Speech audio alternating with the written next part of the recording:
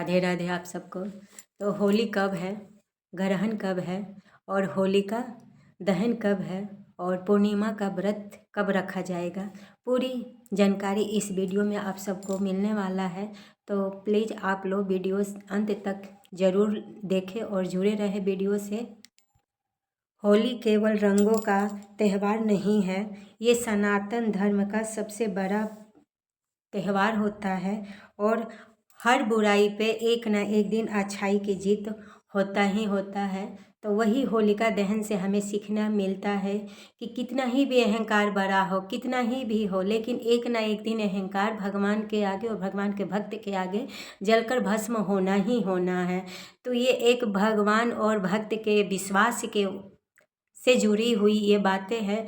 तो हम सबको अपने प्रभु के ऊपर बिल्कुल विश्वास रखना चाहिए कि जितनी भी चाहे कितनी ही भी मुसीबत आए, कितनी भी परेशानी आए, कितना ही भी दुख आए, अगर हम भगवान के शरण में हैं तो एक ना एक दिन हम इस मुसीबत से भी हम निकल ही सकते हैं।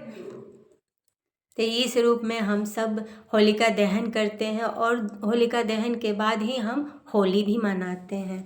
तो इस साल बहुत कन्फ्यूजन हो रहा है सबको।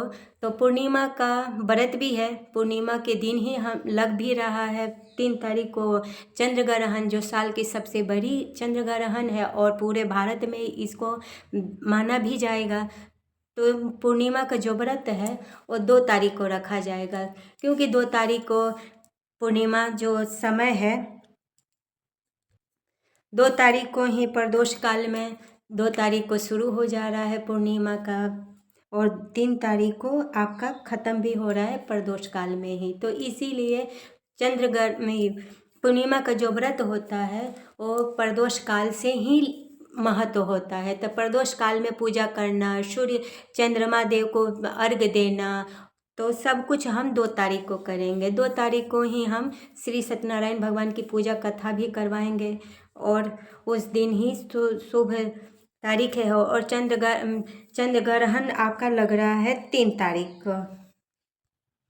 3 तारीख को होलिका दहन मनाई जाएगा और 4 तारीख को रंगों वाली होली मनाई जाएगी।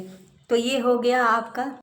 और 3 मार्च को उदया तिथि में पूर्णिमा है, तो उस दिन मंगलवार भी है, तो उस दिन हनुमान जी की जोत अच्छा होता है जलाना। तो 3 मार्च को हम हनुमान जी की पूजा करना, जोत जलाना, ये शुभ होता है। तो उस दिन हम हनुमान जी की पूजा करें, जोत जलाएं, क्योंकि हनुमान जी की कृपा भक्तों के ऊपर बरसता है और जो भी दिक्कत परेशानी है जिंदगी के, जो भी बाधाएं हैं और सब हनुमान जी की कृपा से बाधाएं दूर हो जाएंगी।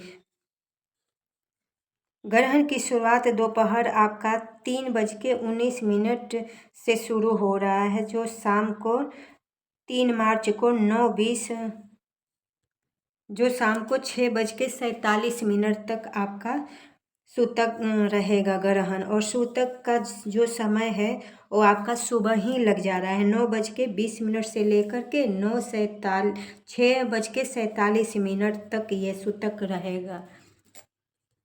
तो ग्रहण लगने से पहले उसका सूतक लग जाता है 8-9 घंटा पहले। तो कहीं जगह तो सुबह भोर में ही लग रहा है, कहीं मतलब सुबह 9:20 से है कि 9:20 से लग जाएगा सूतक काल।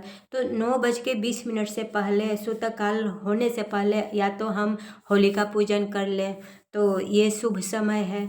और जो भी करना है तो 9:20 से पहले ही हमें करना होगा, क्योंकि जो सूतक काल जो होता है ना, तो सूतक काल में भी हमें पूजा, जो भी शुभ कार्य होता है वो नहीं करते हैं। मंदिरों के पटाख बंद हो जाते हैं, पर्दे लग जाते हैं, तो सूतक काल भी मान्य होता है। तो इसीलिए हम सुबह 9:30 बजे से पहले जो भी करना है वो हम कार्य कर लेंगे। और होलिका दहन कहीं कहीं तो लोग 2 तारीख को बोल रहे हैं, लेकिन 2 तारीख को तो पूर्णिमा है, लेकिन 3 तारीख को 3 तारीख को ही है। शुभ मुहूर्त जो है आपको 2 घंटा अच्छा मिल रहा है।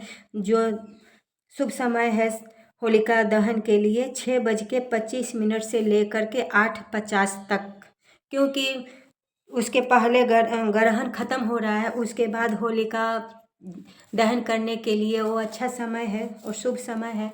तो आप सब अपने हिसाब से अपना देख लीजिएगा, कर लीजिएगा, क्योंकि होलिका दहन तो अकेले होता नहीं है, बहुत लोग मिल करके चौराहे पर होता है होलिका दहन। तो उस दिन आप लोग अपने उस एरिया में पता कर ले, देख ले, जहाँ जैसे जिसके हिसाब से हो रहा होगा उसी हिसाब से आप सब कर ले।